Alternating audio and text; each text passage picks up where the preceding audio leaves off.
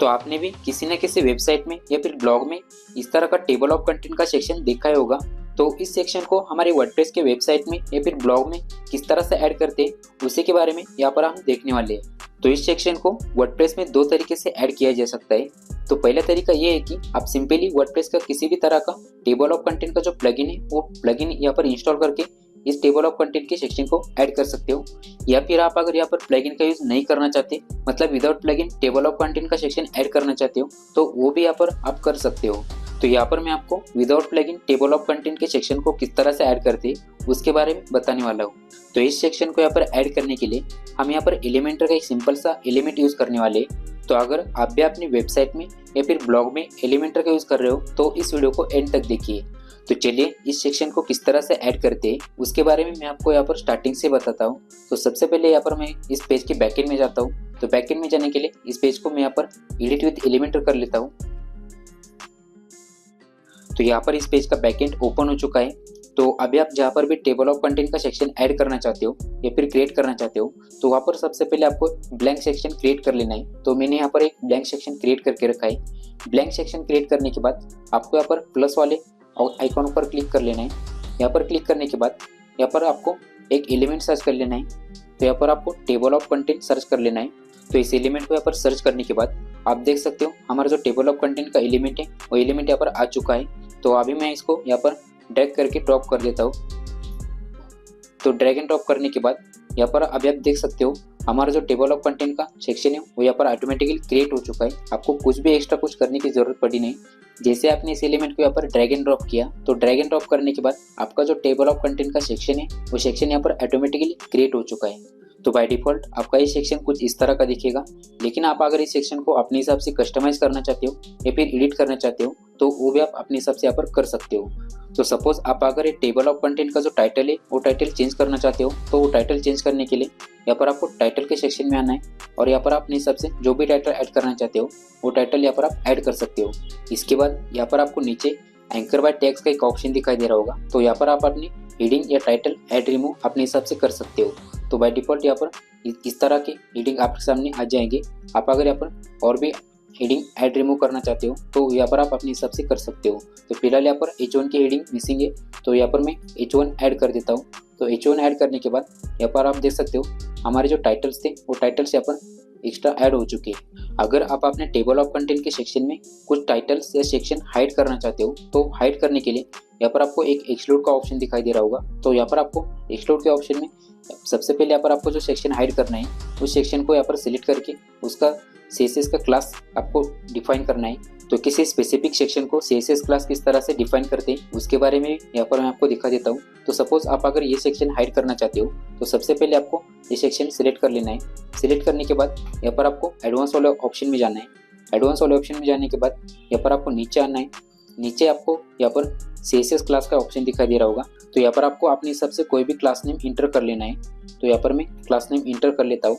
तो class name यहाँ पर इंटर करने के बाद आपको फिर से यहाँ पर आपको टेबल ऑफ कंटेंट के सेक्शन में आना है। सेक्शन में आने के बाद यहाँ पर आपको एक्सक्लूड वाले ऑप्शन पर क्लिक कर लेना है।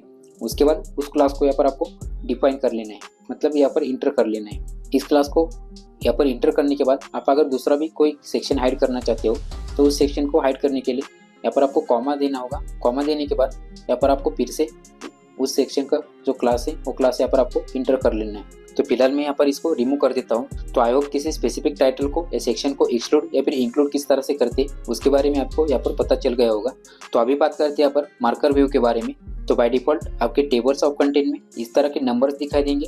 लेकिन यहाँ पर आप अगर नंबर्स के अलावा बुलेट डिस्प्ले करना चाहते हो तो बुलेट्स को डिस्प्ले करने के लिए यहाँ पर आपको मार्कर व्यू में बुलेट सेलेक्ट कर लेना है। तो यहाँ पर मैं बुलेट सेलेक्ट कर लेता हूँ। तो जैसे मैंने यहाँ पर बुलेट सेलेक्ट किया तो बुलेट सेलेक्ट करने के बाद यहाँ पर आप देख सकते हो हमारे टेबल्स ऑफ कंटेंट में यहाँ पर बुलेट डिस्प्ले हो रही है। आप अगर यहाँ पर बुलेट सेलेक्ट करते हो तो बुलेट सेलेक्ट करने के बाद यहाँ पर आपको आइकॉन लाइब्रेरी में अलग अलग टाइप्स के बुलेट भी दिखाई देंगे। यहाँ पर आप अपने हिसाब से जो भी बुलेट इंसर्ट करना चाहते हो वो बुलेट यहाँ पर अपने हिसाब से डिस्प्ले कर सकते हो। तो आप देख सकते हो मैंने यहाँ पर बुलेट चेंज किया था तो यहाँ पर मेरे बुलेट्स भी यहाँ पर चेंज हो चुके हैं। तो मैं फिलहाल यहाँ पर अभी नंबर्स ही रहने देता हूँ। तो नंबर्स रहने के लिए यहाँ पर मैं नंबर सेलेक्ट कर देता हूँ। नंबर सेलेक्ट करने के बाद मेरे फिर से यहाँ पर बुलेट्स पॉइंट थे यहाँ पर नंबर आ जाएंगे। तो इतना सब कुछ देखने के बाद यहाँ पर नीचे एडिशनल ऑप्शन भी दिए गए तो इसके बारे में यहाँ पर मैं आपको बता देता हूँ। तो एडिशनल ऑप्शन में यहाँ पर सबसे पहले आपको वर्ड रैप का ऑप्शन दिखाई देगा। तो वर्ड रैप का ऑप्शन क्यों यूज़ करते हैं उसके बारे में यहाँ पर मैं आपको बताता हूँ। तो सपोज आपका कोई लॉन्ग सेंटेंस यहाँ पर है, तो लॉन्ग सेंटेंस आपको किस तरह से डिस्प्ले करते हैं उसके लिए यहाँ पर आपको वर्ड रैप दिया जाता है। तो सपोज यहाँ पर मैं वर्ड रैप में एस कर देता हूँ। तो एस करने के बाद यहाँ पर आप देख सकते हो मेरा जो ये लॉन्ग सेंटेंस था वो लॉन्ग सेंटेंस यहाँ पर ही आपको दिखाई देता है। तो इसके नीचे जो वर्ड है वो यहाँ पर हाइड हो जाता है। लेकिन जैसे यहाँ पर आपको वर्ड रैप में नो कर देते हो तो नो करने के बाद आपका जो पूरा सेंटेंस है तो पूरा सेंटेंस यहाँ पर आपको टेबल ऑफ कंटेंट में डिस्प्ले हो जाएगा। लेकिन अगर आपके ब्लॉग में या फिर पेज में कोई लॉन्ग सेंटेंस है और आप किसी स्पेसिफिक लेंथ पे वो सेंटेंस आप डिस्प्ले करना चाहते हो तो यहाँ पर आपको वर्ड रैप में एस कर लेना है। एस करने के बाद वो सेंटेंस है वो किसी स्पेसिफिक लेंथ पर ही यहाँ पर आपको डिस्प्ले हो जाएगा। इसके बाद इसी के नीचे आपको एक मिनिमाइज बॉक्स का एक ऑप्शन दिखाई दे रहा होगा। तो ये ऑप्शन क्यों यूज होता है उसके बारे में यहाँ पर मैं आपको दिखा देता हूँ। तो यहाँ पर आप देख सकते हो राइट कॉर्नर में ये आइकॉन जो डिस्प्ले हो रहा है तो इसी के लिए ये मिनिमाइज बॉक्स का ऑप्शन यूज होता है। तो यहाँ पर बाय डिफॉल्ट येस है तो इसलिए आइकॉन यहाँ पर आपको डिस्प्ले हो रहा है। आप अगर यहाँ पर नो करते हो तो नो करने के बाद यहाँ पर जो मिनिमाइज का जो ऑप्शन था वो यहाँ पर हाइड हो जाएगा। तो आप देख सकते हो मैंने यहाँ पर अभी नो रखा है तो ये जो आइकॉन था अभी वो हाइड हो चुका है। तो अगर आप भी मिनिमाइज बॉक्स को इनेबल रखना चाहते हो तो यहाँ पर आपको इसको एस कर देना है। इसको एस करने के बाद यहाँ पर जो आइकॉन था वो आइकॉन यहाँ पर वापस से आ जाएगा। बाद में अगर आप एक्सपांड कोलैप्स का आइकॉन चेंज करना चाहते हो तो उसको चेंज करने के लिए यहाँ पर आपको ऑप्शन दिया जाएगा। आप अपने हिसाब से यहाँ पर क्लिक करके जो भी आइकॉन रखना चाहते हो वो आइकॉन यहाँ पर आप रख सकते हो। इसके बाद आप अपने टेबल्स ऑफ कंटेंट में जो मेन टाइटल है वही डिस्प्ले करना चाहते हो और आपके जो सब टाइटल है वो यहाँ पर कोलैप्स करना चाहते हो तो इसको कोलैप्स करने के लिए यहाँ पर नीचे आपको कोलैप्स सब आइटम का एक ऑप्शन दिखाई दे रहा होगा। तो यहाँ पर आपको इसको एस कर देना है। तो जैसे आप यहाँ पर इसको एस करोगे तो इसको एस करने के बाद आपके जो मेन टाइटल्स है वही यहाँ पर डिस्प्ले हो जाएंगे और जो सब टाइटल्स है वो यहाँ पर कोलैप्स हो जाएंगे। जैसे आप यहाँ पर मेन टाइटल पे क्लिक करोगे तो मेन टाइटल पे क्लिक करने के बाद आपके जो सब टाइटल्स थे वो यहाँ पर डिस्प्ले हो जाएंगे। तो ये थी इसकी कुछ बेसिक सी सेटिंग्स। ये सारी सेटिंग यहाँ पर कंप्लीट करने के बाद आपको इस पेज को यहाँ पर अपडेट कर देना है। इसको अपडेट करने के बाद आप अगर अभी इसको अपने हिसाब से स्टाइलाइज करना चाहते हो तो स्टाइलिंग ऐड करने के लिए यहाँ पर आपको स्टाइलिंग वाले ऑप्शन में आना है।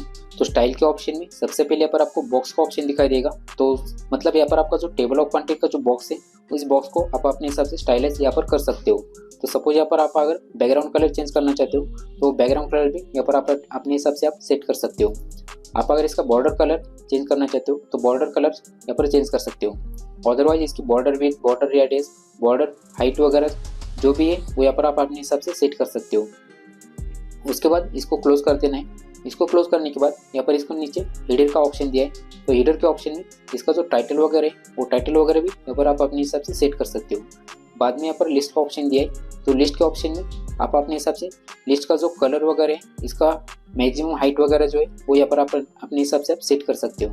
तो सपोज यहाँ पर आप अगर अपने टेबल ऑफ कंटेंट्स का टाइटल का जो कलर है वो कलर चेंज करना चाहते हो तो यहाँ पर आपको टेक्स्ट कलर के ऑप्शन पर क्लिक कर लेना है। यहाँ पर क्लिक करने के बाद यहाँ पर आप अपने हिसाब से जो भी कलर सेट करना चाहते हो वो कलर यहाँ पर आपको ऐड कर देना है। उसके बाद यहाँ पर आपको इस पेज को यहाँ पर अपडेट कर देना है। इस पेज को अपडेट करने के बाद अभी इसका प्रीव्यू हमें यहाँ पर फ्रंट एंड में देखना है। तो इसका प्रीव्यू यहाँ पर मैं आपको फ्रंट एंड पे दिखा देता हूँ। तो यहाँ पर आप देख सकते हो मेरा टेबल ऑफ कंटेंट का जो सेक्शन है वो सेक्शन यहाँ पर प्रॉपरली ऐड हो चुका है और ये यहाँ पर प्रॉपरली एक्सपांड कोलैप्स भी हो रहा है। तो अभी ये प्रॉपरली वर्क करता है या नहीं उसके बारे में भी यहाँ पर मैं आपको बता देता हूँ। तो मैं अभी यहाँ पर 3D ब्लॉक स्लाइडर के ऊपर क्लिक करता हूँ। तो जैसे मैंने यहाँ पर 3D ब्लॉक स्लाइडर के ऊपर क्लिक किया तो मेरा 3D ब्लॉक स्लाइडर का जो सेक्शन है वो सेक्शन यहाँ पर ओपन हो चुका है। उसके बाद मैं यहाँ पर वेलकम वाले ऑप्शन पर क्लिक कर देता हूँ। तो वेलकम वाले ऑप्शन पर क्लिक करने के बाद मेरा वेलकम वाला सेक्शन यहाँ पर आ चुका है। तो ये प्रॉपरली यहाँ पर वर्क भी करता है।